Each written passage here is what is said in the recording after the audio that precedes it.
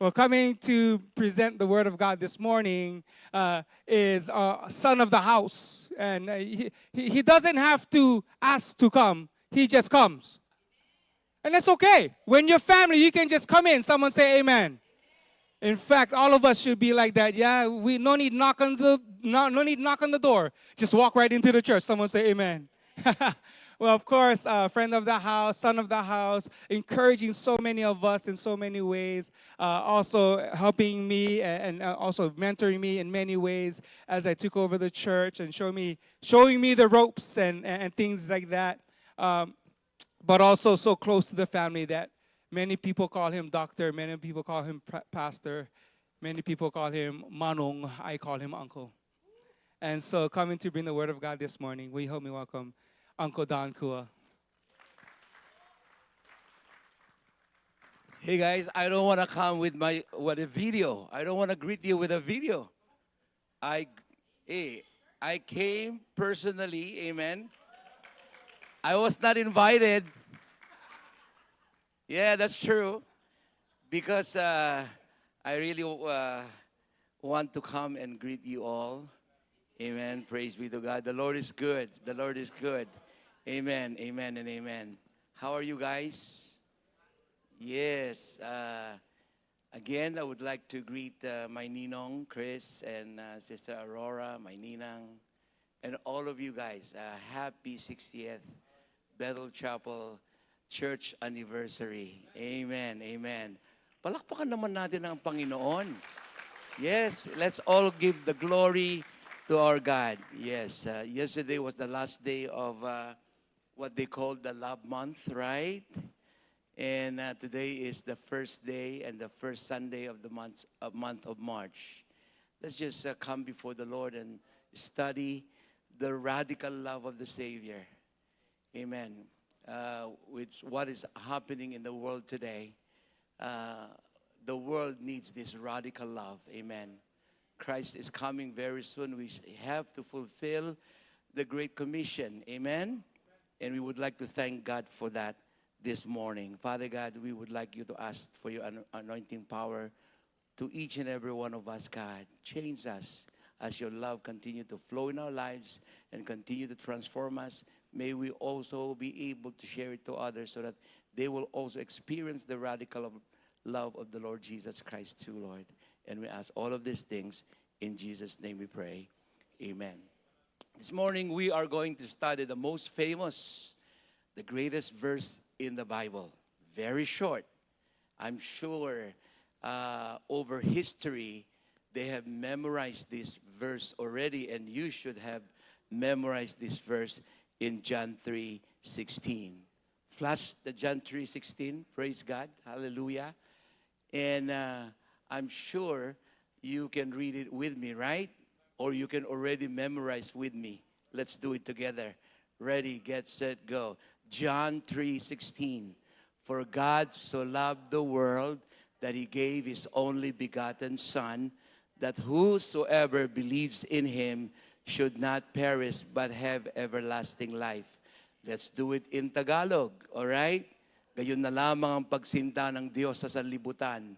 Ibinigay niya ang kanyang bugtong na anak, na sino man ang sumampalataya sa kanya, di mapapahamak, bagkos magkakaroon ng buhay na walang hanggan. Let's do it in Ilocano. Amen. Kaslalaunay, itidungog, and di ayat ni Apo Dios, inted na, tibugbugtong na nga anak, na sino man ti mamati keng kuana, saan nga, maperdi, wano mapukaw, nga't madaan itibiyag nga, agnanayon. Palakpakan po natin ang ating Panginoon. This verse is so famous that you can find it anywhere in our culture. Hey guys, you have seen people in sports with John 3:16.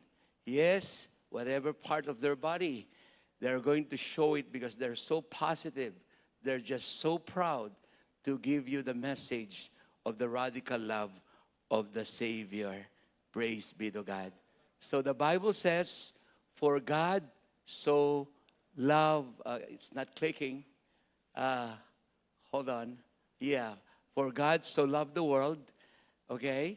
So let's try to do it again. Okay? This greatest verse this morning, allow me to do it and learn it phrase by phrase by looking at, amen, the greatest love, amen, the greatest sacrifice. It's in your notes, the greatest offer and the greatest, amen, gift. All right? There you go. So the Bible says, for God so loved the world. I want you to encircle the word so, all right? It's a small word, but it's so great that in its original, guys, text, take note, it means adverb of intensity. In your note, it says a whole lot. A whole lot, for God so loved the world. It's not, it's somebody talk to you and you don't like what he or she is saying, and you say, so, that's not the so there, all right? The so there is a whole lot. Amen. For God so loved the world. First, let's look at the greatest love, all right? All right, it's not clicking, yes. Let's look at the greatest love. Amen. Glory be to God. So it says that God's love is so intense. Amen? Extravagant and lavish. In Tagalog, labis, labis. All right, that's lavish. And no one will ever love you and me as much as God does. In Ephesians, all right, chapter 1, verse 4, so beautiful when Paul stated, and he said, long before God laid down the earth foundations, God had us in his mind. Amen. And settled on us as what? The focus of his love. It says that before God even created the whole universe, you and I, amen, were already in the mind of our God. And he made all of us to love us. He made all of us to become his family. And he planned. Go ahead, you can clap your hands. Because it's so good to be part of God's family. Let me remind you that everything in life today, take note, they're all gifts from our living God. At this time, you take your breathing, the air that you breathe, they are all from our God. Hey guys, you would not be able to last very long without air. Amen to that? Praise be to God. The water that we drink, all right, you have to have 2 liters or more waters every day because your body is about 60 to 70% of water. The sunshine, hallelujah. The food that we eat, including Zippies, amen. All of these are gifts of God. Your heart beating, can you just feel it? Amen. It's also a gift from God. You could not take your next breath if God had not planned for you to take it. Why? Because God loved us so much. For God so loved us. God's love for you is eternal. And God's love for all of us is literally everywhere. But the most important thing is that God's love, amen. Let me click it. God's love is unconditional. Yes, hallelujah. That's a big difference from human love. Human love wears out. Human love gets tired. Human love does not always work out. That's very true. But God's love is unconditional. There is no condition where God will ever stop loving you and me. Take note of that. Hey guys, if you are here for the first time, feel the love of Jesus Christ is unconditional love.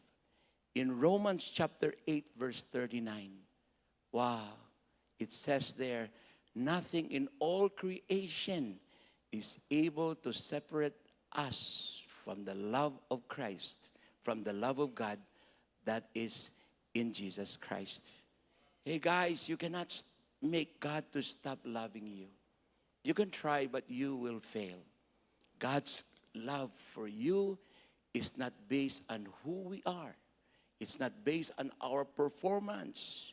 It is based on who He is. Amen. Praise God. It is based on who our God is, that He truly loves us. And you have to understand that. Hallelujah. God loves you so much, even on your bad days, even on your good days. He loves you when you feel it, or even if you don't feel it. You came to church today, you might have been forced to come to church, but yes, He still loves you.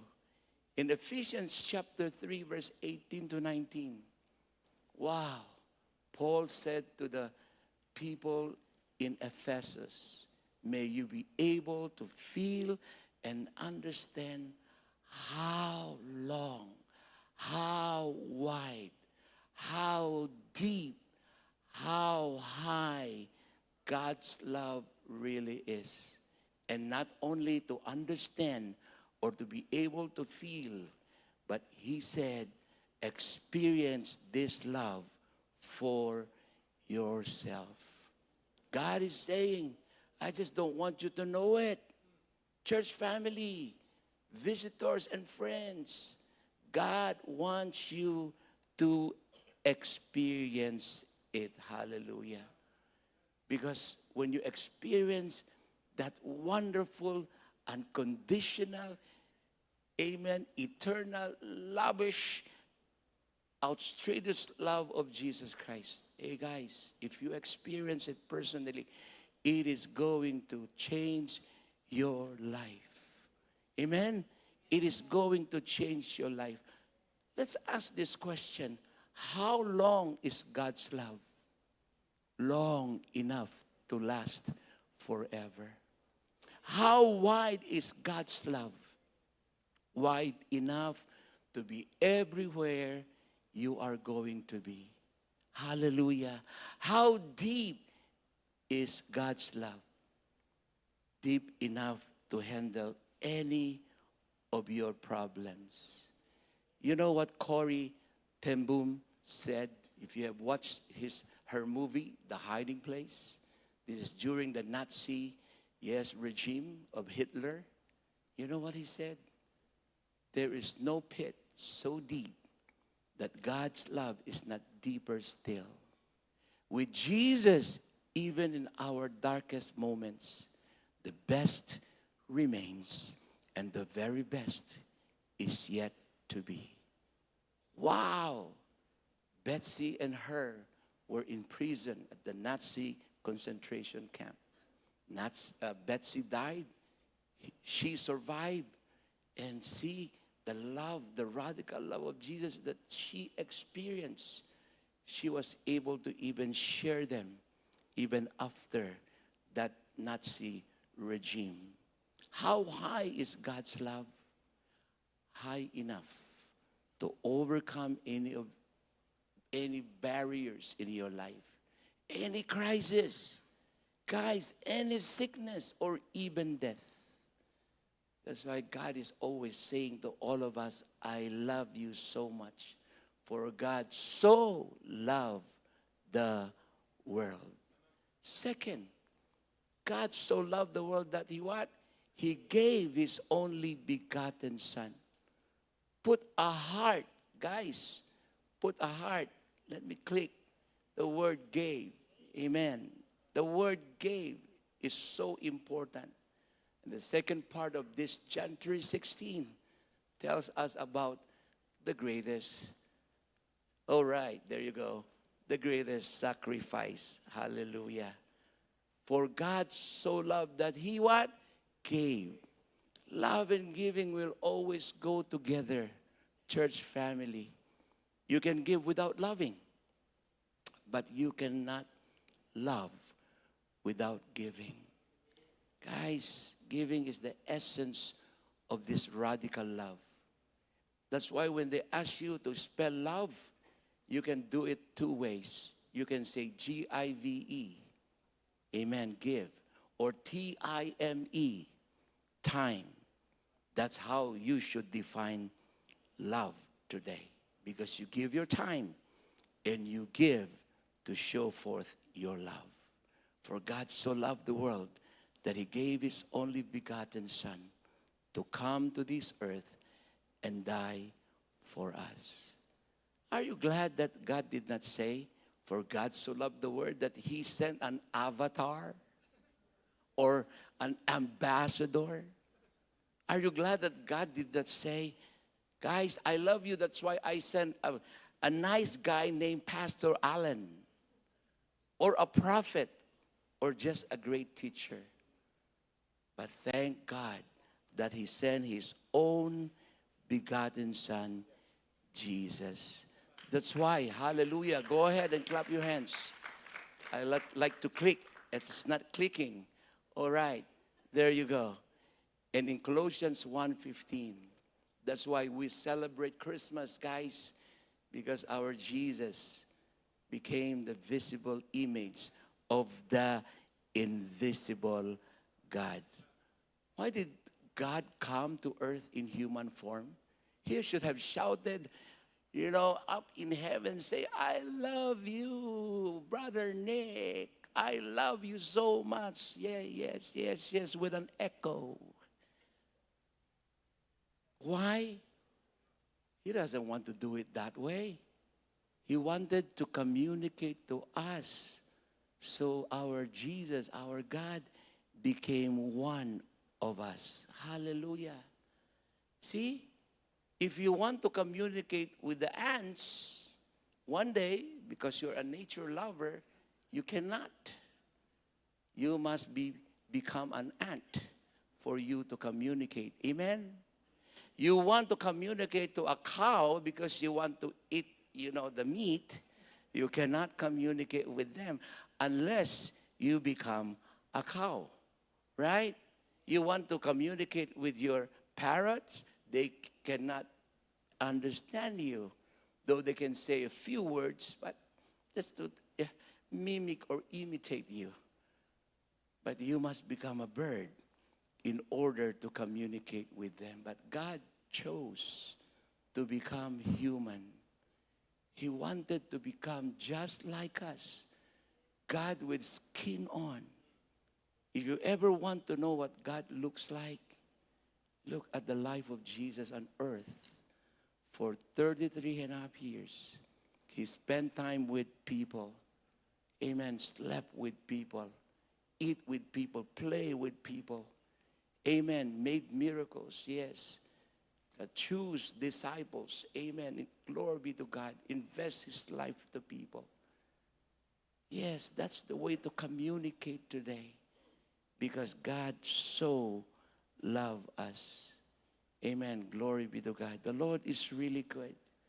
And God came to this earth in the human form, in the form of Jesus.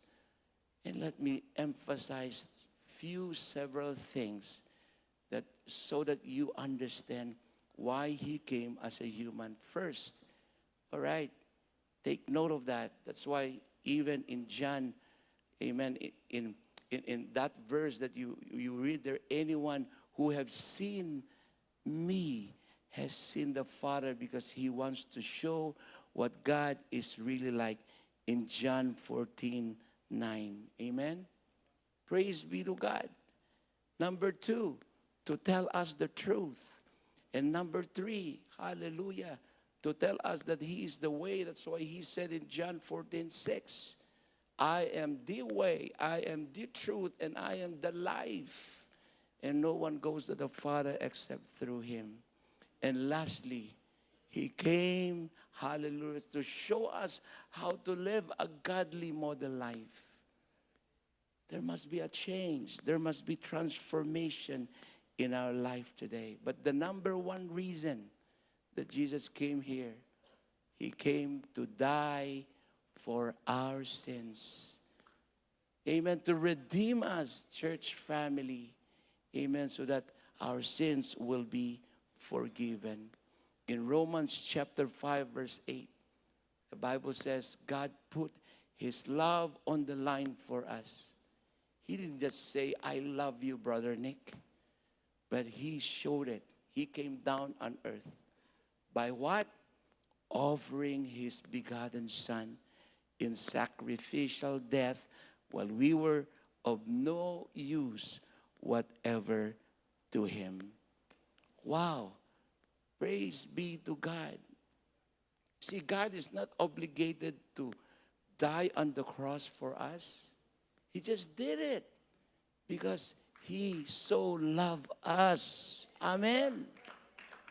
Church family, you have to experience and not just to understand it. Hallelujah. And another reason why Jesus died on the cross, not just to save us and redeem us from sin. He wants to be, amen, in heaven with us when we die. He wants us to spend with Him because we are His family. But perhaps you're asking, how can an imperfect person like me, Pastor Don, get into heaven? Hey guys, there's that process, amen, that we call the spiritual transformation process. In science, we have heard of metamorphosis, right? It is what? The transformation of a caterpillar to become a beautiful butterfly.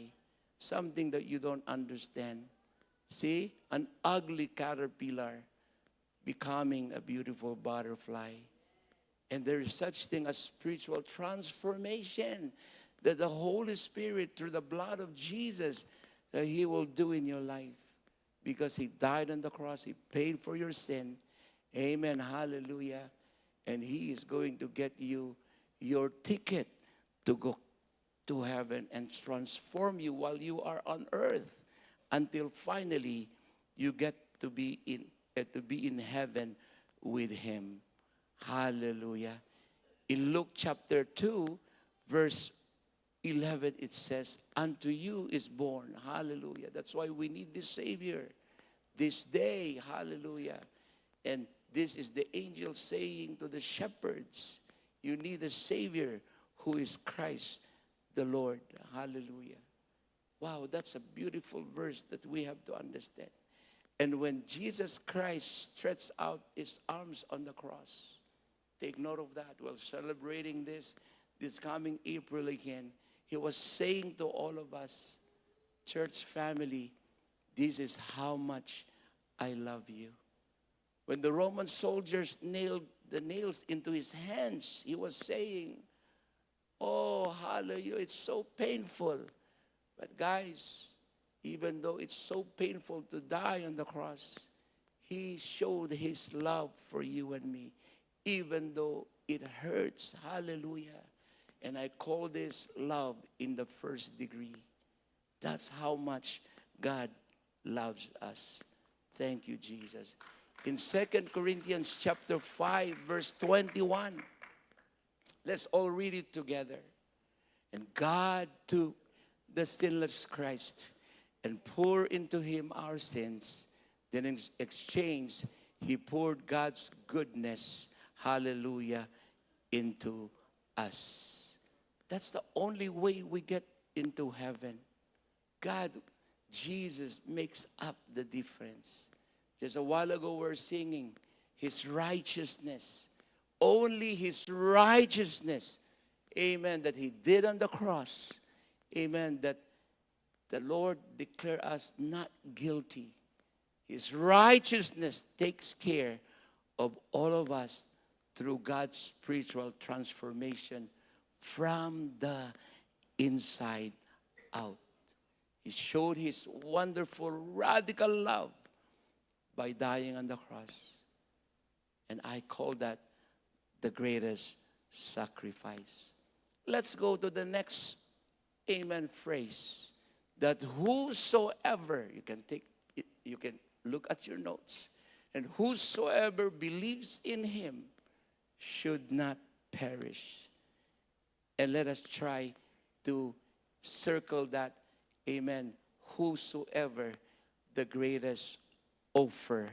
Hallelujah. Amen. Whosoever. Whosoever. That means anybody.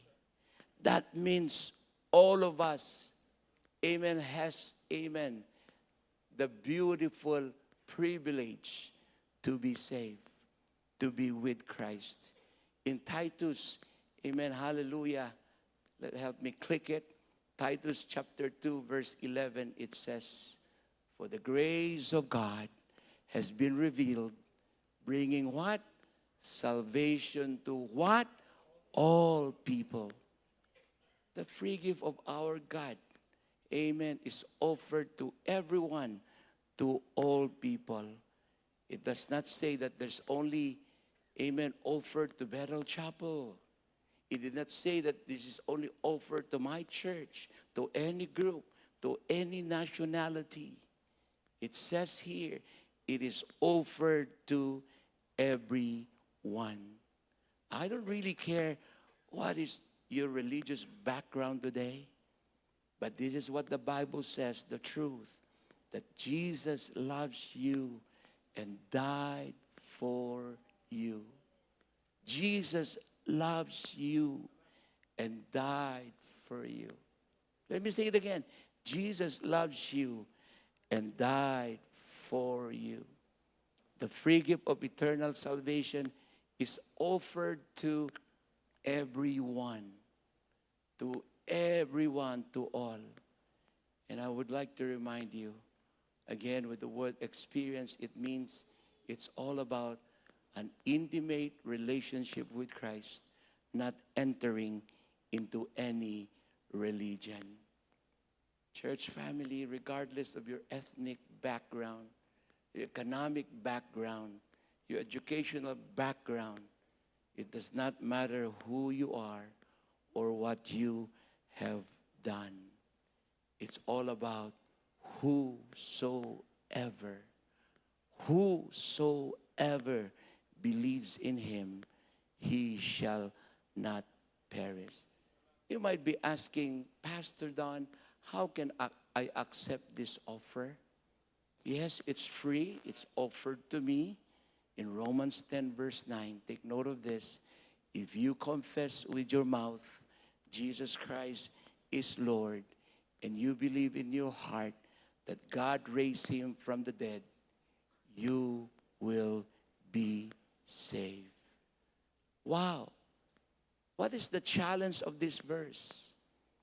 Many of us today, especially among the Ilocanos and the Filipinos, we don't understand really the meaning of the word Lord. We call everybody Lord. You know, when I go to the province, they will call me Apo Doctor, Lord Doctor. But do we really understand the word Lord today? So what does that mean when we say, I'm going to, click the slide please, going to confess that Jesus is my Lord? What does that mean? What's the motor component of this word? I believe that the motor component today in our something that you all would understand, you can say that Jesus is your manager. Jesus is your CEO. Jesus is the chairman of the board. Jesus is your boss. Why? Because when you say Lord, he's calling the shots in your life. He's sitting in your driver's seat. He's the pilot of your plane. He's the one who is what? Directing it. And when we say Jesus is Lord, I want to give you the best description in my own. Today I would say, I am under a new management. That's the whole thing, church family.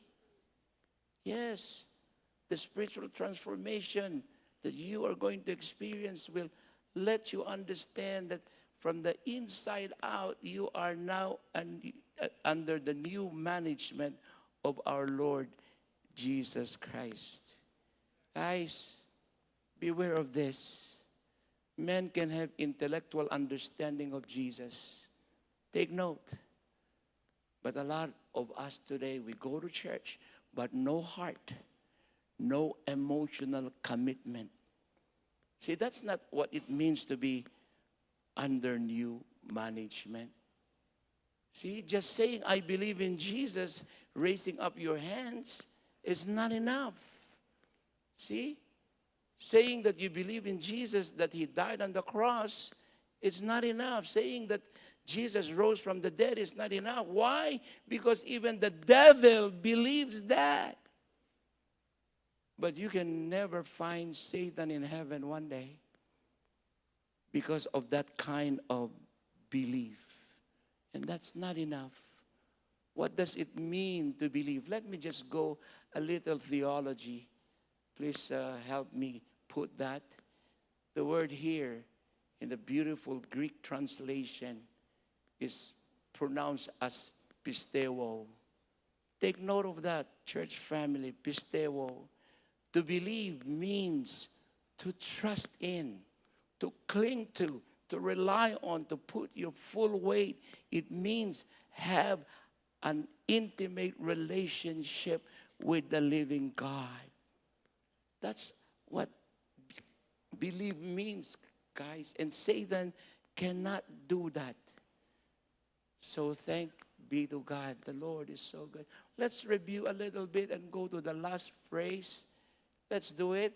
For God so loved you, the greatest love, so that He gave His only begotten Son, amen, the greatest sacrifice, that whosoever believes in Him should not perish. What is that? The greatest offer. Hallelujah. And let's do the last part. But have everlasting life. That's the greatest gift. That's the greatest gift. And this gift, it is going to what? Last forever. It involves your eternal life in heaven one day. But let me just explain to you the quality of this life, guys. You know what means the quality of this life? It begins at the moment you open your heart to the Lord Jesus Christ. And there are three parts of eternal life to describe the quality of life that God gave us because of Jesus Christ. It's your past, saved from the penalty of sin. Hey, think about that. Your past forgiven. Amen. Then it's your present. All right, next slide. Saved from the power of sin. Think about that. And lastly, your future. Hallelujah. Saved from the presence of sin. We still sin. I know. We still live in a world full of sin. One day in the future in heaven, there's no more presence of sin. Hallelujah. And when you repent, when you experience, when you invite Christ into your life, and you really accept that salvation, listen to this.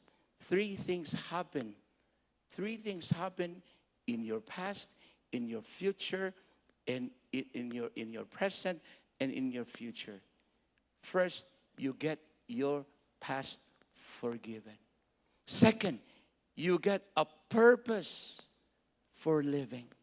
And third, you get a home in heaven. Hallelujah.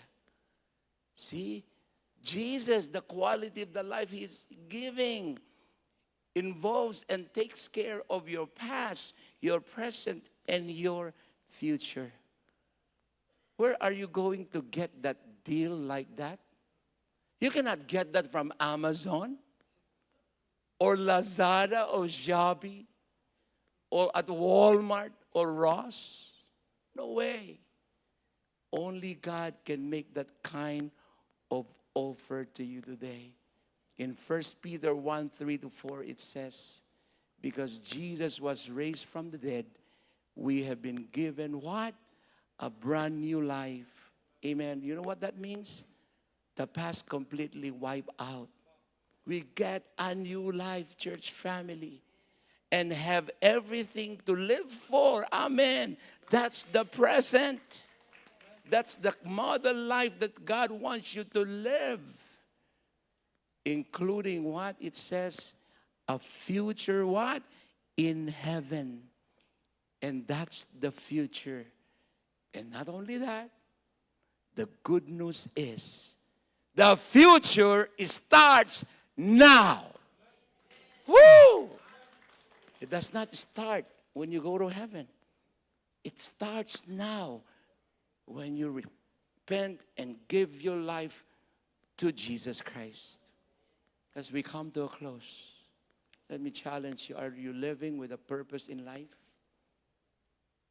Do you really have that purpose of living today? Or you're just kind of drifting away, feeling pressure every day? Would you either live by purpose or live by pressure in life today? Next question, are you certain of your home in heaven? Or are you afraid to die? Church family, ask that question. God is not going to force you to love Him. You must choose to love Jesus to get into His family.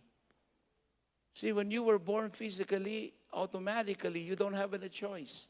Born at Bartolome family, you don't have choice. You cannot say, I want to be a Qua family. You became a part of the human race. You did not have a choice, but you can choose to be a part of God's family. That's your privilege. As we come to a close, how do we respond to Jesus Christ as our Lord and Savior? And let me show you how to be able to respond to Christ sincerely today. And let me end by challenging you a beautiful story that you can find in Mark chapter 9, 14 to 24.